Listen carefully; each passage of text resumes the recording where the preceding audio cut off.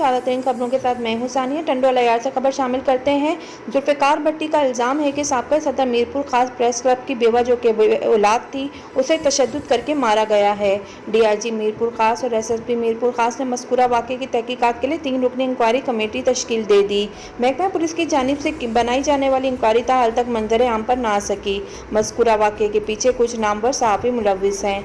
वाक़े के बाद मुझ समेत मेरे भाई पर टंडो अलायार में झगड़ा का झूठा केस दर्ज करवाया गया है, जिस पर एसएसपी टंडो अलायार ने भी डीएसपी हेडक्वार्टर को इंक्वायरी अफसर मुकर्रर किया गया, जिसकी रिपोर्ट भी मंजर आम पर ना आ सकी। टंडो अलायार की मकामी अदालत ने मज़कूरा दाखिल होने वाले मुकदमे को झूठ पर मुबनी होने के सबब खारिज कर दिया है।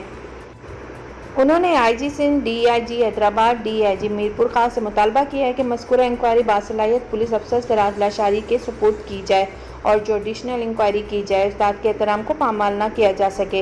इन ख्यालात का इज़हार हेडमास्टर और समाजी रहनुमा टंडो अलायार मीरपुर खास जुल्फ़िकार भट्टी ने national press club Tando Allahyar पर मीडिया से गुफ्तगू करते हुए कहा। मज़ीद अपडेट्स के लिए मीडिया चैनल सब्सक्राइब कीजिए और बेल आइकन प्रेस कीजिए।